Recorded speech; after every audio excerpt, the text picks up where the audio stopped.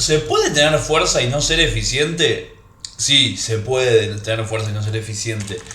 ¿Y qué quiere decir eso? Que, a ver, puedes tener muchas unidades contráctiles que se activan y tener una capacidad de activación neural muy alta, pero la técnica que tenés es medio una poronga o no es siempre la misma, entonces, claro, vas a tener fuga de fuerza para todos lados. Entonces, no es eficiente. Eficiencia es cómo usas los recursos para consumirlos lo menos posible haciendo la misma acción. Es decir, puedes matar una mosca, sí, la puedes matar de un cañonazo o la puedes matar con un raid. O sea, ¿cuál es más eficiente? Claramente el raid, que tirar una bomba, volar la pared y gastar lo que vale una bomba. O sea, se entiende, ¿no? Y este es un claro ejemplo. Acá Mati dice: ¿qué hace este banana pensando que es un powerlifter profesional? bueno, no hace falta ser powerlifter profesional para hacer SBD. Hace falta tener buena técnica. La buena técnica, no me voy a adelantar, pero te va a permitir hacer SBD tengas el nivel que tengas. Obviamente que si tenés más nivel, se supone que tenés mejor técnica, ¿no? Soy entrenador de powerlifting hace 7 años. Ponle un promedio de 30 atletas por unas más o menos 12 verificaciones al año. Me da un total de 2.500 verificaciones. Y capaz en 5 o 6 de ellas hice sentadilla para ganar peso muerto el mismo día. Entonces te invito a usar un poco la cabeza. Tenés 7 días por semana para entrenar. Y decidís poner todo lo principal en un día con una potencial serie principal más series de bajadas o series planas. Pero estamos hablando de mínimo 3 o 4 series. Así que sentadilla 3 o 4 series previo.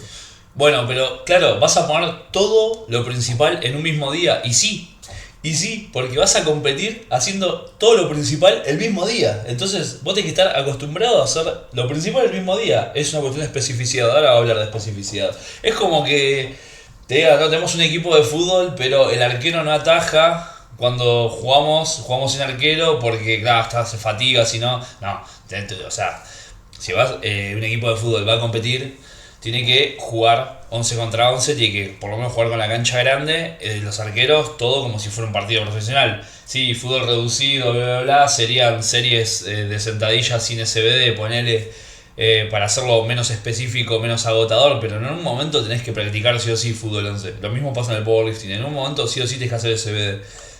Banca 3 o 4 series. Para cuando llegues al peso muerto, estás detonado, tu capacidad de progresión va a ser muy limitada. Todo para...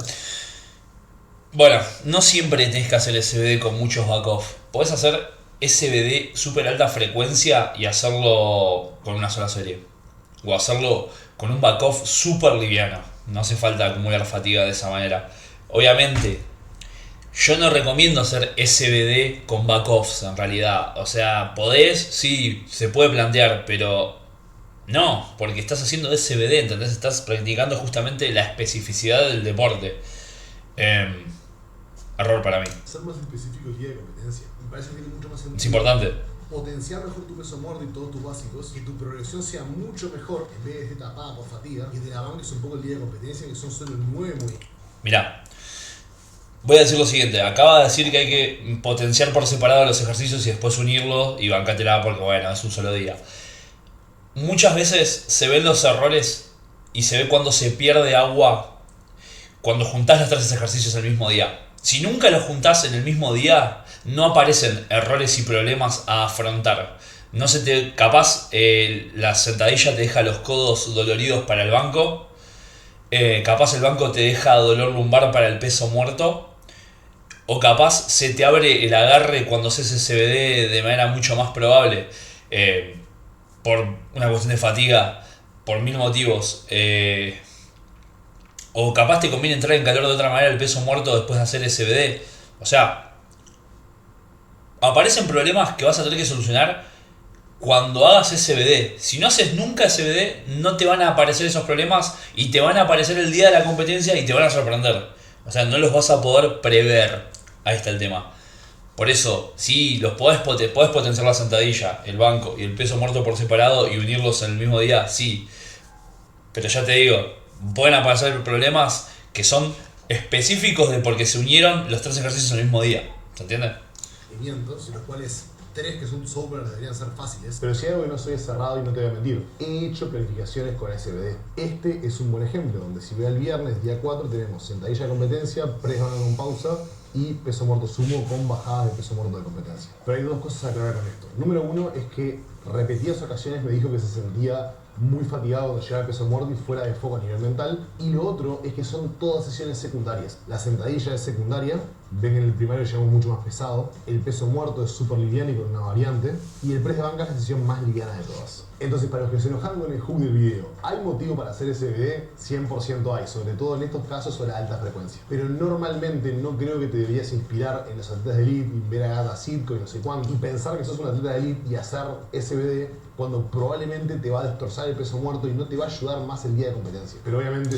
Bueno, ahí no estoy tan de acuerdo, o sea, vos tenés que tratar de inspirarte en la gente que es de ese nivel, justamente. Si vos le preguntás a cualquier jugador de fútbol, infantil, juvenil, como quién querés ser, y te va a decir un jugador de la concha de su hermana, no te va a decir el 5 de All Boys, te va a decir Mbappé, te va a decir Messi, te va a decir Cristiano Ronaldo, o cada vez menos, no, porque ya están más viejos, pero te van a decir un jugador que está en el top tier del planeta.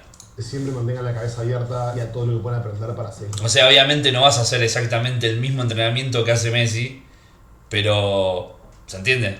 A la inspiración la tenés. Los leo en los comentarios qué opinan sobre hacer alta frecuencia o hacer sesiones SBD. Bueno, resumen, si tenés mucha mala técnica, te va a fatigar el SBD. Te va a fatigar y te va a generar molestias todo el tiempo. Si tenés buena técnica y gestionás bien el volumen, no haces tantos back-off, de hecho si no los haces no pasa nada, el SBD te va a beneficiar. De hecho, mis mejores sesiones de peso muerto fueron en SBD. Mis mejores sesiones de banco fueron en SBD. Pero, o sea, es un trabajo que fui puliendo. Y los SBDs me generaron fatiga y molestias cuando mi técnica era una poronga. Así que está ligado totalmente a la técnica. O sea, obviamente todo el mundo no va a hacer lo mismo que la pelada gata. Es más, yo llegué a hacer hasta 3 SBD por semana. Obviamente que haces una sola serie. Es un simulacro de competencia.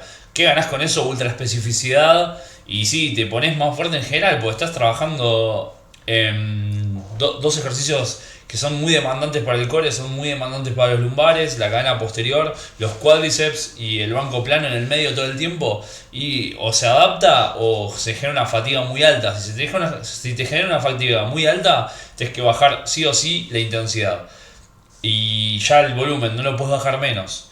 La frecuencia la podés volver a bajar, pero si querés mantener la frecuencia, bajás la intensidad y listo. Obviamente no tiene sentido hacer un SBD al 60% de tu NRM, mínimo 75% diría yo, pero se puede, o sea, manejar las variables. El volumen en SBD no se recomienda para nada subirlo, es lo menos específico y lo que más te va a romper la fatiga. La intensidad sí, se puede jugar para arriba y para abajo, y la frecuencia también. Así que el volumen en las series back-off ni van, a no ser que justamente lo plantees. Puedes hacer frecuencia 1 de SBD y hacer back-offs. Sí, te va a llevar un montón de tiempo, pero se puede hacer. Ahora, frecuencia 3, frecuencia 2 de SBD con back-off, no, olvídate, tienes que hacer frecuencia 3-2 con una sola serie. Una sola serie efectiva, pasas a otro ejercicio, efectiva, otro ejercicio. Por otro lado, lo que voy a hacer... No, esto no. Les voy a mostrar lo que yo hacía para salir del estancamiento. Esto que les muestro acá es un template de volumen Sheiko. O sea, ¿qué es un volumen Sheiko? Es volumen, frecuencia 2 de sentadilla, frecuencia 4 o 3 de banco y frecuencia 2 de peso muerto. Con variantes del peso muerto, sentadillas ninguna variante. Y tiene la peculiaridad de que se hace en sándwich. ¿Eso qué quiere decir? Que vas a hacer sentadilla, banco, sentadilla.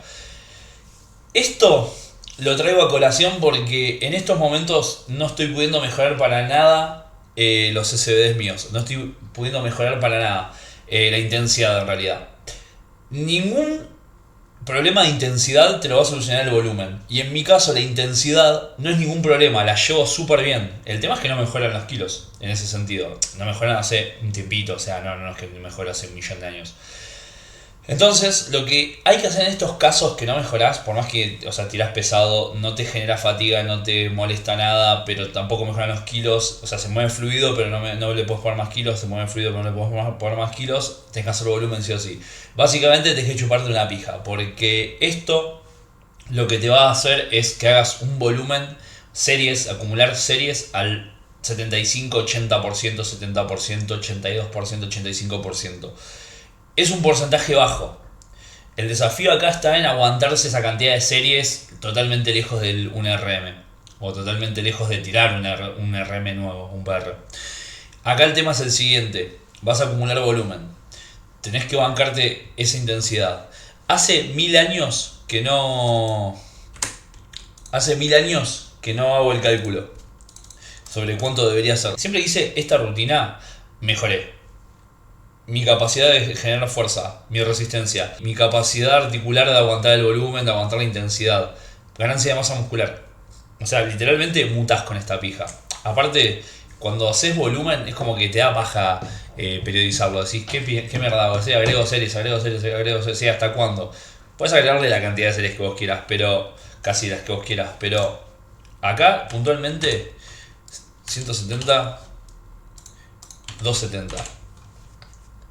Lo que te va a dar es lo siguiente: un sándwich, sentadilla, banco, sentadilla, un buen peso. Pensé que me iba a dar bastante menos, pero por ejemplo acá tenés un día que tenés que hacer con 128, con 120, 4 repes, es bastante poco.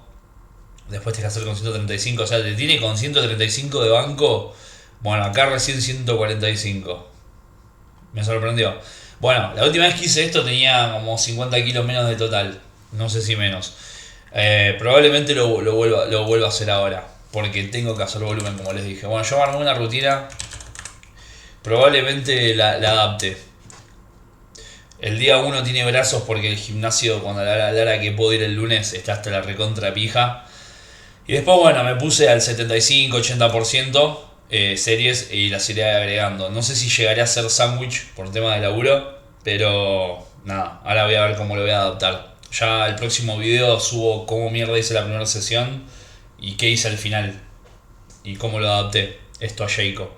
El método soviético se llega a la conclusión de que se trabaja 75% porque claro, los locos tenían atletas rankeados y tenían un grupo de científicos que investigaban sobre cuáles eran los mejores métodos de entrenamiento, medían lo que hacían los atletas, lo que funcionaba lo notaban y generaban investigaciones en base a eso. Bueno, hay un loco que se llama Pavel que viajó a Rusia y trajo el método soviético, trajo muchos entrenamientos de kettlebell. Y claro, el chabón lo que trajo también fue que se hizo un metaanálisis de los grupos científicos que tenían equipos de entrenamiento para los atletas que iban a los Juegos Olímpicos y claro, se llegó a la conclusión, claro, lo que utilizaban la mayoría de esos grupos científicos era un 75% del 1RM. De hecho tiene un blog que le podés consultar, se llama Soviet Med Strong Fit, acá está. Y acá. En uno de estos era, bueno, acá lo pueden leer, básicamente los principios del método soviético. Acá, alto volumen 70-80%. Varios autores coincidían en que incrementar el volumen con las cargas mejora en términos de largo plazo las funciones de las estructuras, cambios en el organismo, construyen un incremento en la fuerza fundamental y un crecimiento al mismo tiempo, pero no demasiado. Dice, un incremento en la intensidad asegura una rápida conquista de nuevos resultados, pero por sí mismo intensificar no produce adaptaciones profundas. A esto es a lo que van los soviéticos. O sea, sí, intensidad te va a generar adaptaciones rápidas a los pesos, pero no profundas. O sea, eso es real, eso lo experimenté en carne propia y cuando salís de un bloque de volumen, si bien no tocaste pesos ni siquiera para el 95%, 90%, cuando salís de ahí, esas adaptaciones te acompañan por el resto de los años que te siguen después. O sea, lo que generaste ahí en cuestión de lo que aguantás después de intensidad, te dura muchísimo más. Esto lo que hace es que el piso de tu rendimiento sea más alto. ¿Se entiende? Es como el colchón de rendimiento que tenés. va a ser más alto. Entonces, cuando vayas a los picos de rendimiento con intensidades más altas, esos picos van a ser aún más altos. Y cuando bajen, van a bajar menos. Así que nada, lo que voy a subir a continuación va a ser entrenamiento de volumen y cómo mierda se va sintiendo. En realidad, qué efectos me va a generar al final del mesociclo. Y cómo voy a ir jugando con las cargas. Así que nos vemos.